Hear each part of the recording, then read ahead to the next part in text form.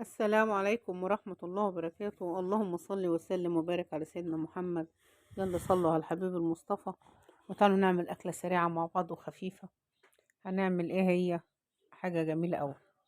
بصوا يا جماعة، أنا معلش إن أنا ما صورتش من البداية، أنا ما كنتش هصورها بس عشان واحدة حبيبتي قوي، فبقول لها أنا هعمل كده حاجة النهاردة، قالت لي بالله عليك صورها عشان عايزة أعمل زيي.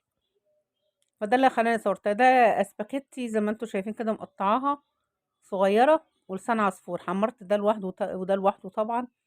دي لحمة كانت متعصجة وفي الفريزر. حطيت عليها فلفل ألوان زي ما انتوا شايفينها، بس بسخنها عشان أتبل الفلفل. صلصة، طماطم. حطيت فص توم واحد بس وحطيت عليه الصلصة، استوت بالطريقة دي. الطماطم استوت، ضربتها في الخلاط وسويتها. على فكرة هترجعوا لصندوق الوصف هتلاقوا الطريقة ديت حلوة قوي وسهلة. حمرت الاسباجيتي لوحدها وبعدين فضيتها ورجعت حمرت مكانها اللسان وضفتهم على بعض. حط مية مغلية معاهم، مكعب شوربة دجاج ومية، وده فلفل اسود وشوية ملح. وهنطيبهم لوحدهم كده ياخدوا السوا بتاعهم، او بنسويهم زي ما كل مكان بيقول يا جماعة بالطريقة بتاعته. معلقة ملح كده عشان هي كمية كبيرة عندي، ده كيلو اسباجيتي ونص كيلو لسان عصفور. وكان عندي شوية شعرية متحمرين برضو، كانوا في التلاجة هحطهم، بس اما ما دول يقربوا يستووا شوية.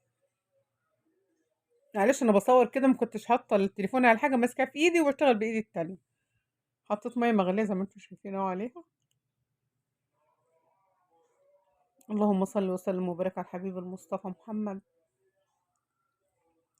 بصوا بقى نقلبها بقى مع بعضها. معلش انا ماسكة التليفون في ايد وبشتغل بايد واحدة. ستات بيوت بقى، ما هو ست البيت فترة كده دايما مفيش حاجة بتعطلها.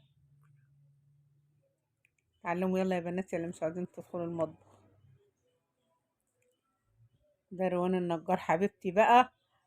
مامتها قالت ننزلي الوصفة ده عشان اعملها لهم النهاردة، قلت لها حاضر يا حبيبة قلبي حبيبتي. هنغطيها طبعا ونسيبها تاخد السوا بتاعها والصلصة استوت. بصي شوية الشعرية بقى افضهم على الوش مش هقلبهم دلوقتي عشان ما يطوبوش زيادة عن اللزوم. انا مولعة اللحمة المفرومة مع الفلفل الالوان. ممكن تبشري جزرة كمان عليها لو حبيتي. بتسيبها حطيت على النار بس شوية عشان الخضار يدبل. الصلصة طبعا كانت برضو محضراها.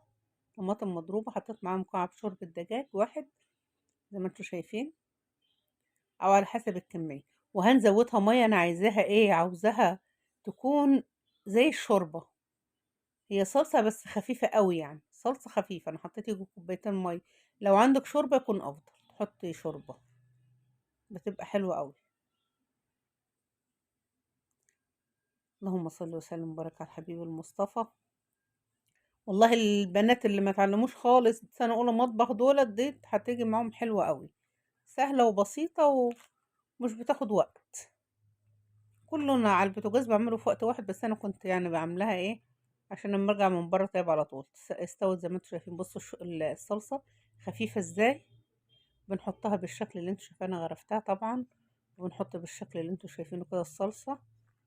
اه حسب رجلي عبط. زي ما انتوا شايفين. بنحط شوية كمان يا حبايبي، اللي عاوز بيفضوا قدامه تاني عشان بنحسها عاملة ازاي. آم، مش عارفة اوصفها. جوسي كده، بتبقى شكلها حلو قوي. مش بتبقى ناشفة ولا كده يعني. زي ما انتم شايفين طبعا اللحمة بحطها على الوش خالص. اللي عاوز بقى الصلصة الخفيفة ديت طعمها لذيذ جدا مع الشوربة. طعمها لذيذ لذيذ، وطبق خفيف وسهل قوي قوي. وزينه بالطريقة اللي انت حباها. انا طبعا بصوا استكفيت بكده. يا رب الفيديو يكون سهل وبسيط وخفيف ليكم وتستفادوا بيه ان شاء الله. وترجعوا لصندوق الوصفة هتلاقوا الوصفة سهلة وبسيطة قوي. تعمليها يا حبيبتي يا ست البيت يلي وما تنسوش طبعا اللايك والاشتراك، وحبايب قلبي دولت دايما دايما يا رب تسعدوني بتعليقاتكم. واشوفكم في فيديو تاني، والسلام عليكم ورحمة الله وبركاته.